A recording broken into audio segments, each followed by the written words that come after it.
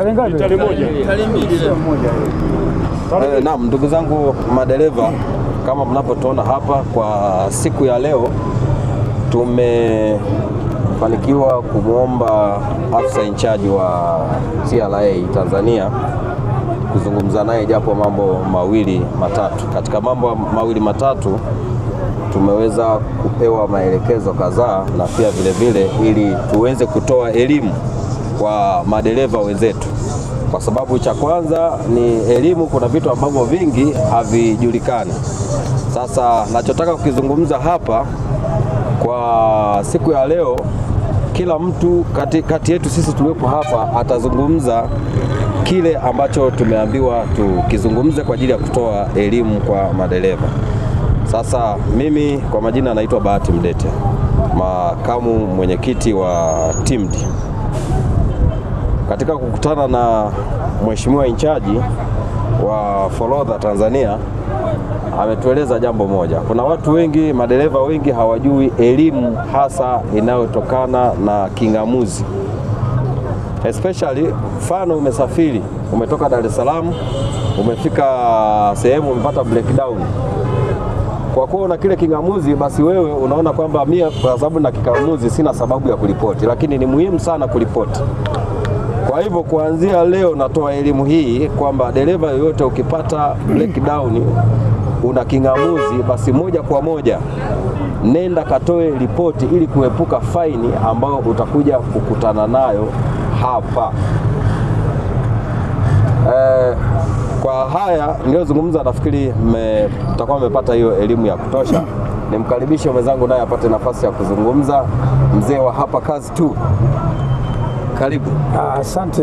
Kwa majina anaitwa John Thomas Siaba, pia ni kiongozi katika grupu hapa kazi, na tumeungana na viongozi kuja kuonana na uongozi wa TRA, lakini kikubwa tulichokuwa tumemwomba in charge, cha kwanza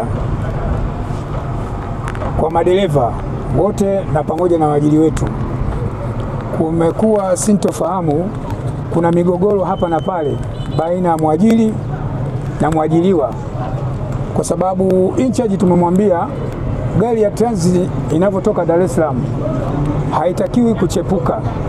Je, gari zinavyokwenda Simbawanga ni sheria ipi inayoturuhusu kwenda Simbawanga au ni dharura?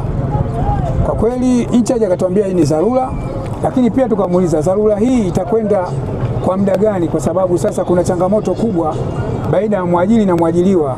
Gari inavyokwenda Simbawanga kwenda na kugeuza, gari inakula zaidi ya lita 50. Dereva huyu akirudi safari anaisha mlandizi au misugusugu, akimwomba mwajiri wake inakuwa ni mgogoro. Je, hii changamoto hamuoni kama nyinyi watu viongozi wa TRA ndio mnaleta usumbufu? Kwa kweli alitusikia na kutuambia atalifanyia kazi.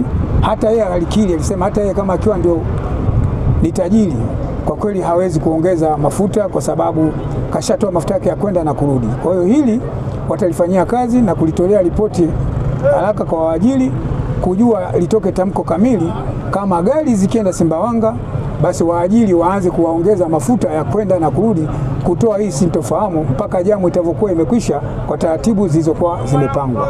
Hilo ndio swala kubwa nililokuwa tumemuuliza pamoja na viongozi wote. Nashukuru kwa kunisikiliza, tuko pamoja. Naam, tuko pia na kiongozi wa ZATA hapa, mzee wetu mzee Faiz Simbaya, mtu wa maana kabisa. Karibu kiongozi. Asanteni sana ndugu zangu. Nadhani kwa wingi wetu sisi madereva mnamfahamu anayezungumza hapa ni kiongozi Simbaya, rais wa madereva upande wa Zambia, chama cha ZATA, International Peace and Equity Drivers Association, everywhere you go. Ndugu zangu, mimi nimekuja hapa kuzungumza kuhusu na ulipaji wa faini. Hizi faini tunazozitoa sisi madereva pale tunapofika sehemu ya Nomanzilendi kuingia skana ya Zambia, kuna faini zinazojitokeza. Wanakuja kukwambia wewe dereva unatakiwa kulipa faini. Sasa naomba mnisikilize kwa umakini sana. Wewe faini yako inayokuruhusu dereva ni pale ambapo umechelewa kwa siku zile unazopewa kutoka Dar es Salaam kufika hapa Tunduma siku 7. Ukifika siku 10 hapa Tunduma unatakiwa kulipa faini, hiyo ni ya kwako. lakini pale utakapofika siku 3 au siku 4 hapa Tunduma, waje wakwambie kwa sababu ya kukaa kwenye foleni lipa faini, usije ukakubali hii faini. TRA mkubwa ametuambia yoyote atakaye kuja kukwambia agent lipa faini kwa kuchelewa kwa sababu ya foleni, naomba nifate mimi kiongozi Simbaya, sababu mimi napatikanaga muda mwingi hapa, au nipigie simu na mimi nikupeleke kwa kiongozi wa TRA upande wa Tanzania. Hautakiwi kulipa hiyo faini, hautakiwi kulipa hiyo faini dereva, elewa hicho. Mimi nipende kusema asanteni sana, bye bye. Shukrani sana kiongozi Simbaya, nakushukuru sana. Karibu kiongozi, jitambulishe jina lako. Tumsifu Yesu Kristo. Salamu alaikum. Mimi kwa majina naitwa Ernest Pascal Kapini, dereva, ni mjumbe wa grupu na hapa kazi tu. Mimi napenda kuongelea kitu ambacho cha usalama. Tunapokwenda kuzunguka njia ya kwenda Sumbawanga, inakuwa na changamoto nyingi sana. Tunakuwa tunapata changamoto nyingi ya kuibiwa. Mara tumeibiwa, matobox yamefunguliwa. Baada ya siku 2-3 tunakuwa na changamoto ya kuibiwa. Kwa hiyo tulikuwa tunaiomba serikali au wahusika au halmashauri ya hapa Tunduma watusaidie kuongeza ulinzi. Kwa ulinzi watuwekee ulinzi, kwa sababu tunakwenda mbali, tunazunguka, watu vijana wa hapa wanatuzungukia, tunaibiwa, tunateseka sana kwa sisi kama sisi madereva. Kwa hiyo mimi nilikuwa naomba halmashauri ya Tunduma na viongozi wote wahusika waweze kutusikia kilio chetu sisi madereva wa Tanzania, waweze kutuwekea uimara zaidi wa ulinzi. Naomba kuwakilisha. Asante sana, asante sana. Karibu mzee Kasim Kapalamba. Asante. Mimi kwa majina naitwa Kasim Kapalamba, ni mwenyekiti wa baraza la chama cha Tanzania Institute Long and Middle Truck and Bus, au zamani tukiita Tanzania Long Distance Truck and Bus Association. Mimi nilikuwa napenda tu kushauri kama ushauri kwa viongozi wetu wa TANROADS Tanzania au TANROADS mkoa wa Songwe pamoja na Mbeya, wajaribu kuangalia miundombinu ya barabara. Miundombinu ya barabara, mosi ni chakavu, pili ni miundombinu finyu. Na kwa kuwa ni miundombinu finyu, na ndio maana kuna hizi sehemu za kusema tusubirishiane kwa ajili ya gari za kupanda na kushuka. Hii yote ni kutokana na miundombinu ni ya muda mrefu. Kinachotakiwa watu wa TANROADS wakae, wajipange, waweze kuongeza barabara ya 3 kwenye kila miinuko, na kwenye hii barabara ambayo haina miinuko basi wangejaribu kufukia hayo mashimo yaliyokuwepo ndani ya barabara. Barabara zina mashimo, barabara zina mashimo sana. Kutoka Igawa mpaka unafika Tunduma, barabara si nzuri, ina mashimo. Hilo la kwanza. La pili, sasa TANROADS mkoa wa Songwe, tulikuwa tunaomba kama kutakuwa na uwezekano, ili tusiendelee kuwa na maforeni barabarani, kuna barabara ya nje ambayo kama malori yataamuliwa yapitie kule, malori yapitie kule, basi kule kwetu sisi itakuwa ni kuzuri zaidi kuliko ni kuchangia barabara pamoja na hawa wenzetu wenye magari ya mabasi, magari madogo. Tunakuwa tunaleta jamu zisizokuwa na msingi. Kisha TANROADS Songwe au sasa TRA, tulikuwa tunaomba watanue barabara hii ya nyuma ambayo malori yanapita kwa ajili ya kuvuka kwenda upande wa Zambia. Hii barabara ni finyu, kuna sehemu pana kona, dereva mmoja tu akikosea jinsi ya kukanyaga ile eneo la barabara, basi hata gari ndogo haina uwezo tena wa kupita. Gari ndogo haina uwezo wa kupita. Kwa hiyo nilikuwa tunaomba viongozi wa TANROADS Songwe waje waangalie tena eneo hili la malori yanapovukia, ili watanue barabara iwe barabara kubwa, zipite hata lori 2 kwa wakati mmoja, zote ziweza kwenda, kwa sababu hii ni barabara ya kwenda, sio kwenda na kurudi.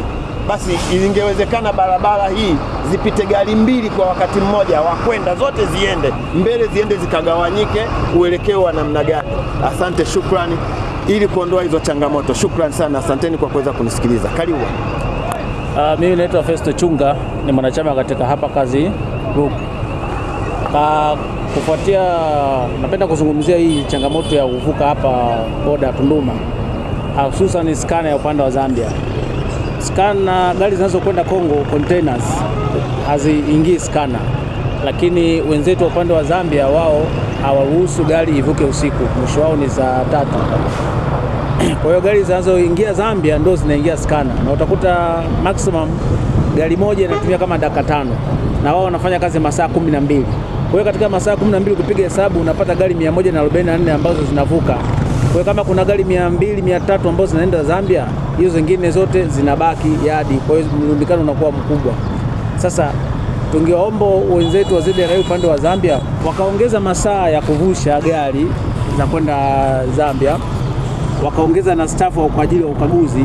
Alafu gari zinazokwenda Kongo container, kwa sababu haziingii skana, basi zingekuwa zinavuka masaa 24. Hiyo ingesaidia kupunguza foleni hapa boda Tunduma. Asante, naomba kuwakilisha. Asante ndugu zangu, niwashukuru sana kwa namna mlivyozungumza, lakini kwa kumalizia kwa umuhimu, hili nalo ni lazima madereva mlitambue na ni lazima muelewe. Utakapofika ukiwa hapa Tunduma, fanya jitihada ya kuhakikisha unabeba dokumenti zako, unazipeleka TRA siku uliofika, au muombe ajenti wako akujazie delivery note au ujaze delivery note ambayo itaonyesha tarehe, siku na muda ambao ulifika hapa Tunduma tangu ulivyopaki yadi.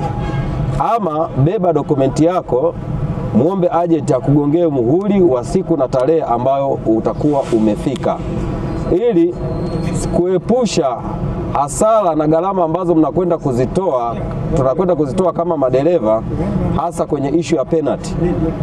Ndio maana watu wengi wanapigwa penalty. Unafika hapo umekaa siku zako 3 hujaripoti, unaenda unapigwa penalty, unalipishwa hela. Sasa ili kuepuka usilipishwe hiyo fedha, hakikisha